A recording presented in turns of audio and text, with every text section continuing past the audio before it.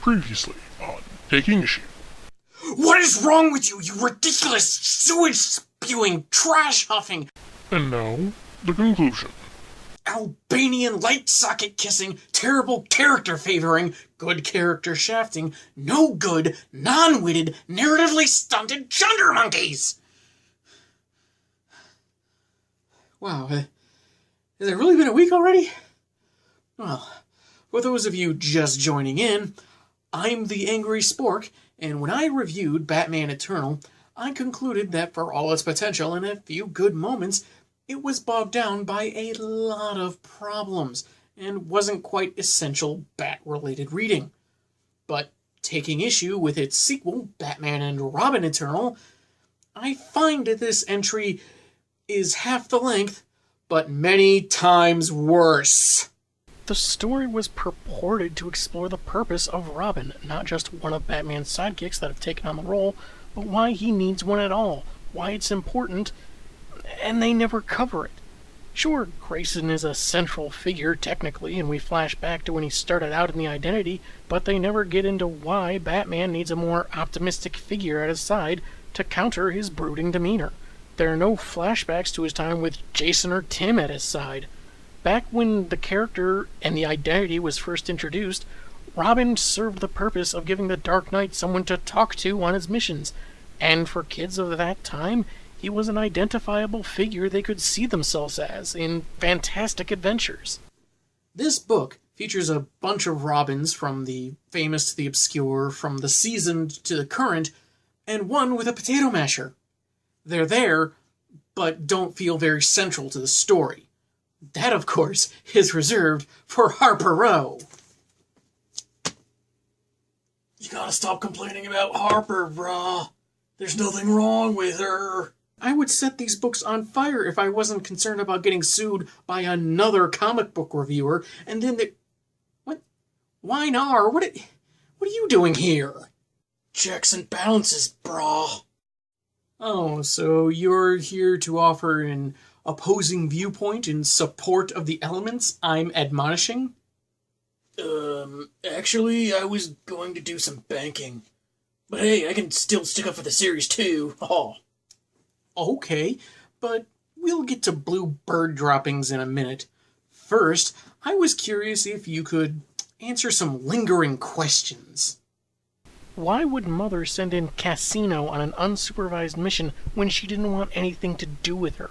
If Kid Harper was so valuable a target, why risk a botch-up from someone she never thought should exist? Where did those eye sigils Orphan and Poppy used come from? They can apparently download stuff from the human brain somehow, but there's no frame of reference for this lousy plot device. When did Grayson give, spoiler alert, training videos for his Screama sticks?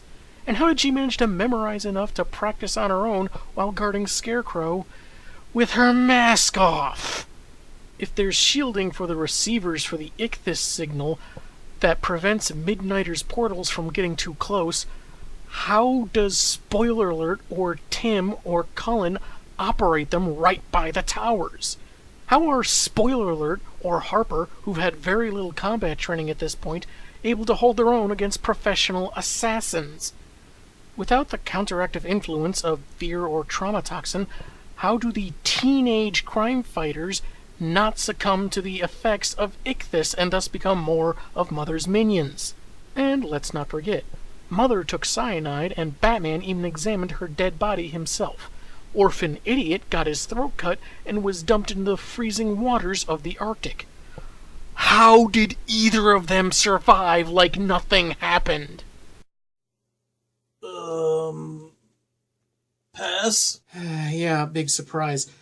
Granted, as a shorter series, the unanswered questions that are raised are fewer than its predecessor, but the fact that they're raised at all and they still slipped past the editors still is not encouraging.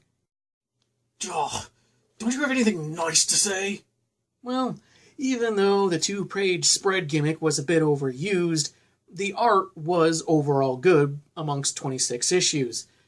There was some fun, snappy banter between characters, even if I didn't like at least one of the characters, and on a very rare occasion, some of the snappy dialogue actually fit the pre-Flashpoint versions of the characters, though that doesn't make these versions those versions. The concept of Cassino targeting weak points on her enemies and enjoying ballet are nice touches, but they could have been applied to Cassandra pre-reboot without changing up her origin or the entire DC universe. They use a few more editor's notes, but still not enough. Yeah, I think that's about it. But sure, it's my fault that the book has all these problems. Mother was something of an interesting enemy, even if design-wise she looked like a ripoff from Mallory from Archer. Her methods, being a darker version of Batman training his allies, could have made for a great comparison and contrast, but I don't feel it met that potential. I was never convinced why Bruce was so startled by some superficial similarities. On top of that, we don't seem to get to really know her that much. Sure, we get a serviceable origin story, but her turn to world domination seemed pretty out of the blue and only added some tongue-in-cheek villain cliches that I've covered in previous episodes of the review. In any event, many of the series' errors can be traced back to the mistake of making the true focus of the story Bluebird. What are you talking about, brah? She's the most amazing comic book character ever. She's even said so herself. Okay, tell you what. You list off what you think is so great and original about this character, but it won't count if, say, that trait existed in another Bat character, even before the Flashpoint reboot. Sure, easy, brah. Let's see. She's a super awesome hacker. Oh, right. Her costume is black and blue, and it's got a bird theme. Oh, jeez. She grew up poor. Who's that? She wanted to help Batman after he lost a Robin. Oh, jeez. She has a brother?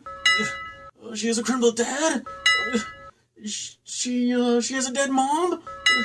Batman told her to stop crime fighting, but she kept doing it. And, she's snarky. Even though Superman is very powerful, the Flash is still faster, and Wonder Woman is the best melee fighter. Yet when you really look at Harper throughout either Eternal series, what does she do that any of the other allies wasn't doing already? The various Robins and Batgirls from before Flashpoint had these qualities long before her, but that insipid reboot foolishly decided they had to be changed for no reason, and the writers foolishly decided all those qualities should be given to Harper. She's supposed to be the best sidekick ever, fulfilling multiple roles at once, which is ridiculous as it ends up making her the least unique character of all. Also the weakest, since she was given other people's skills and traits without earning them, which is kind of a disservice not only to that character, but to her fans. Any attempt to give her depth is minimal and quickly gone through, no time to sink in or have any real effect.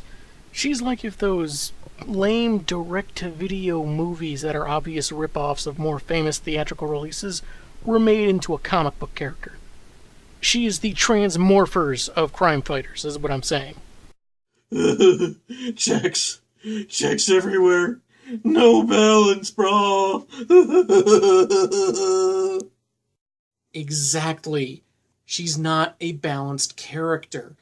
If you like her, that's fine, but it's hard to ignore that compared to other characters, like the ones falling at her feet and accepting her instantly, she's had it pretty easy in terms of development.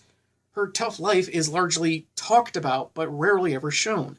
Yet we're still expected to accept it and feel for her all the same. She has a lot of negative qualities like arrogance and egomania that go far beyond mere self-confidence, and no one ever calls her out on it. That is until Grayson finally does. But at that point, she snaps back with her personal tragedy, and the big bad spy boy immediately changes tone. Even though he was at least right that she was coasting on luck. No one is allowed to dislike Harper. They either adore her instantly, or sort of maybe not like her that much, but acknowledge her stupendous talents at everything she does. Yes, but you do admit she has a tragic backstory. That is cool, right? Please, those are a dime a dozen, especially in comics. In fact, when Harper was introduced, she was shown struggling to get by and was adept at electrical engineering. In short, more unique at the time than she is now. It was never specified how or why her mom died other than Gotham being Gotham, but because that element was so vague, it was easy to retcon so cheaply. And make no mistake, this entire series is little more than a Harper retcon. Because Tinian or someone foolishly loves connections between characters like this is a Star Wars prequel, Miranda Rowe didn't just die, she was the first victim of a fan-favorite character who hates killing. And Harper's amazing talents for just about everything, from hacking to fighting to suddenly knife-throwing, because the plot calls for it, is because she was simply born perfect at everything. She fights a few people, but most of the time we see her, she can't shut up about how great she is, and insisting that everyone around her acknowledge that. And when faced with Mother, who can manipulate or outsmart anyone, including Batman, it's Harper that never falls for it. I think it's largely because James Tynion IV can't seem to figure out a way to flesh characters out organically over time, so he hits fast forward over their development largely through dialogue, and thinks it's just as effective, but it really isn't. Heck, Harper even gets to take the easy route, and gets to walk off into the proverbial sunset declaring how much more perfect she's going to become than she already thinks she is. Other characters that writers, editors, or know-nothing higher-ups are clueless about get killed off or turned evil, sometimes more than once. But it's Bluebird that gets the sensible send-off, as unearned as everything else she's been given. And frankly, I think the one Robin from issue 4 with the potato masher would make for a more interesting story arc. Oh, come on! You like Cassie Kane, don't you? She's back. That counts for something, right? Answering those in order, I do, she's not, and it really, really doesn't.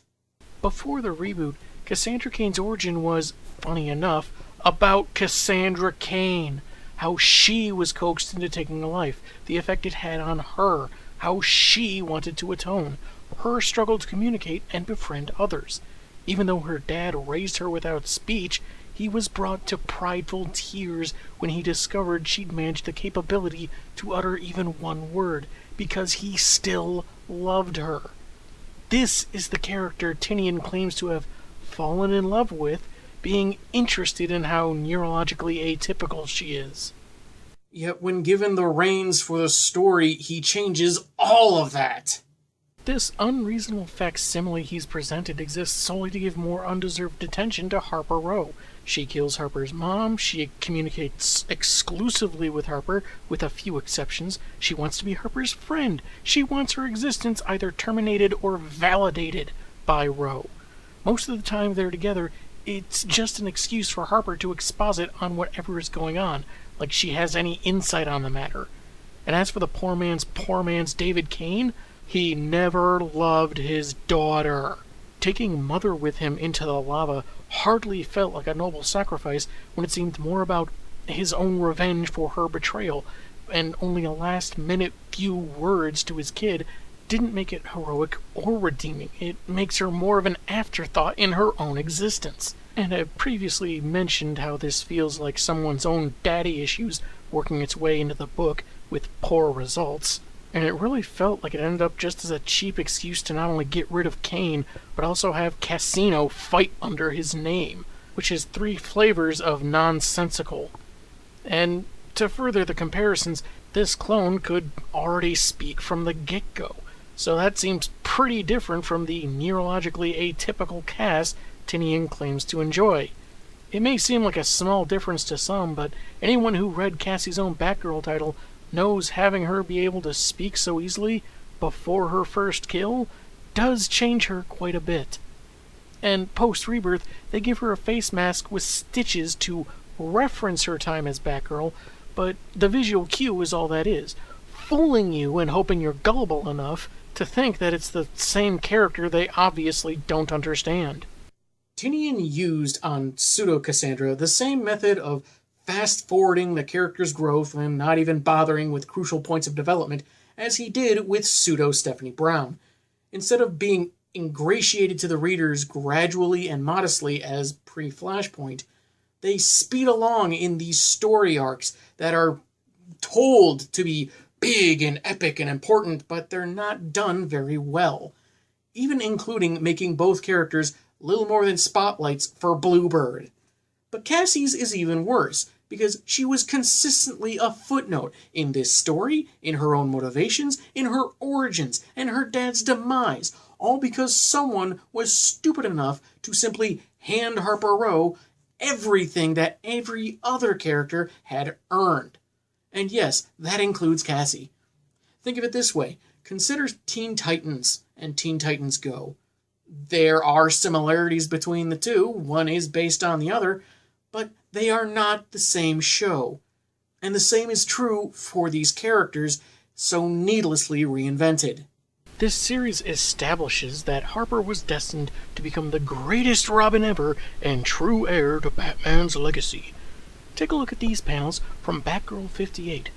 In a flashback, which explains the coloring, Batman is talking with Cassie about moving to Bloodhaven to watch over Robin, who is also heading there after Stephanie Brown's death. It's here Batman confirms that if the time comes that he falls in battle, Cassandra would be the optimum choice to take his place. So James Tynion IV, who loves this character so much, decided everything about her had to change in order to further showcase Harper Row. And he doesn't just do that with Cassandra, but every other character around Bluebird. I find it hard to believe that any fan of any of these characters would want to read, accept, or write this kind of tripe. You know, I can accept a lot from comics. Fabric masks that perfectly mimic facial expressions, wacky pseudoscience jargon, even that being frozen in ice can preserve you for decades when in reality you just freeze to death. But the idea that Cassie Kane, Stephanie Brown, Tim Drake, or any character really, would be this fixated on an entitled, do-nothing brat with writer's pet privileges like Harper Row is so far beyond the willing suspension of disbelief it surpasses the reach of the currently expanding universe. Harper's a terrible character is what I'm saying. Come on, brah. Change happens. You gotta accept it. But if the change is bad, if it turns out to be a mistake, is detrimental to the characters, and isn't what it set out to be, which describes just about every character reinvention since Flashpoint, why accept it? And certainly, why pay for it? There's a Nostalgia Critic editorial on reboots and remakes, namely, how and when they work or not. The critic made a solid point that if there's some improvement to be made on a classic story, be it a narrative perspective or improved effects technology, then a remake has some good standing. Yet, as with the rest of the post-Flashpoint character reinventions I've seen, nothing was improved. In this story that is largely credited to James Tynion IV, none of the characters were made better, and certainly not those reworked for Bluebird worship. And in the case of Cassandra, Tim, Stephanie, Tynion has apparently ignored what they were before and invented his own self-indulgent rules to go by, and none of the editors seem to know enough or care enough to correct him. And what do you call someone's self-indulgent story without sensible editorial oversight? Fan fiction, which is fine on its own, but should not be the officially published work. Well, Tynion's been on Detective since Rebirth, and Harper's only shown up like maybe once, and she's not even crime fighting anymore. Problem solved, brah! Except nothing's solved. Tynion is still skipping over development in favor of just getting things over with, like Tim sleeping with spoiler alert after barely knowing her, and many a Tim Drake fan will tell you that's not in character for him, especially the pre-Flashpoint version. His twisted version of Steph is running around like an idiot, going on false information she thinks is true, again, but hey, she's got a full face mask, same thing, right? But before I veer too much into redundancies in Detective Comics, the fact is, damage has been done from centering these characters' existences on Bluebird. That was a mistake, and so long as it remains the norm, the mistake continues. I'm not the only one who notices this. Other people, even fans of Harper Row, will acknowledge there's a problem here.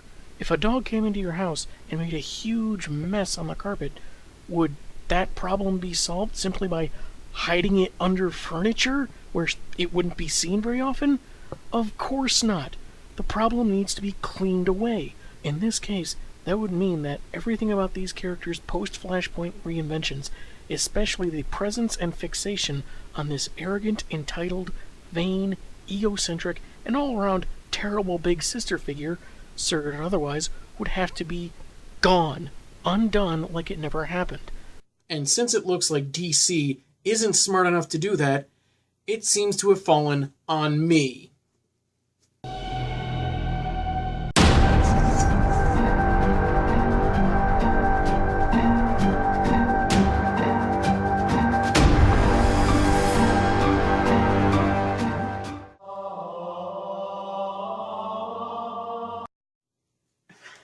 Yeah, but they... But Cassie and the others are terrible now, and... But if someone doesn't do it, then I have to... Fine. Won't go over and take savage revenge. One more thing.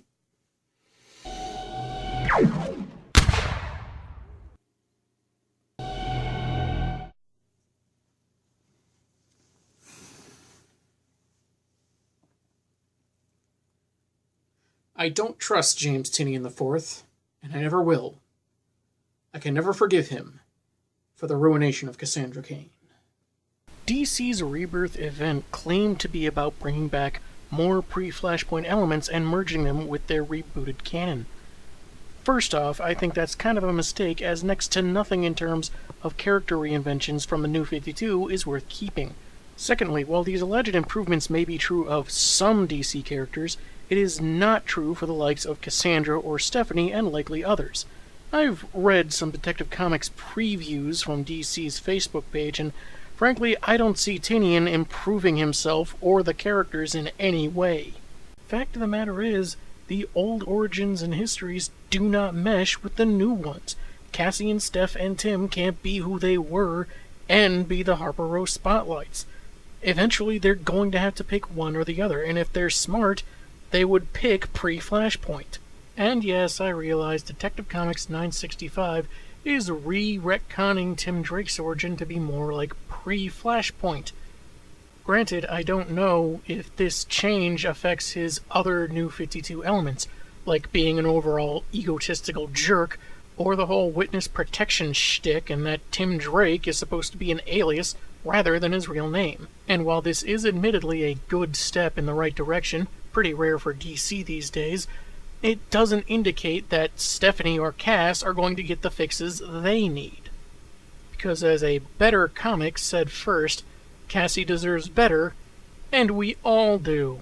With the opportunity that Rebirth offers to bring back the Cassandra Cain he allegedly fell in love with, Tynion has seen fit to keep the slapdash, Harper-obsessed version that would be a better fit in an obscure prose story on fanfiction.net. Could other parties be involved? Sure, but that doesn't make this idiocy any better. He's kept the origin where David Kane, instead of being a capable assassin with a personality that once trained Bruce Wayne, is now a moron who hated his daughter and can't kill a simple teenager. He's kept the origin where Harper is Cassie's best friend / makeshift sibling, even though their relationship isn't developed very well at all, and those roles of friend and surrogate sibling were better filled by other characters before the New 52. And it's just not the same character when you really look at it. Despite a few similarities, Cassie has been drastically changed, and you don't change something or someone that much unless you think there's something wrong with them. Given how much was altered, I have a hard time believing he even liked Cassie Kane, much less loved her. You're free to come to your own conclusions, but as someone who's sampled both versions of Cassandra, I find Tinian's version deplorably lacking, and I imagine there are more than a few readers collecting Detective right now that just want to support these characters they were denied for so long, no matter how poorly they're portrayed, even if it's hackneyed retreads of old ground or making a character a complete moron, because they want to show support for the characters lest they lose them again.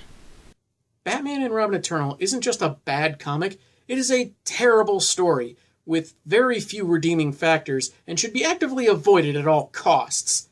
If you love characters like Cassandra Cain or Jean-Paul Valley, Stephanie Brown, or Tim Drake, let me assure you, this does them absolutely no justice. All it does is continue the Flashpoint tradition of giving bad reinventions that nobody liked, nobody asked for, and shows DC's utter ignorance in keeping them.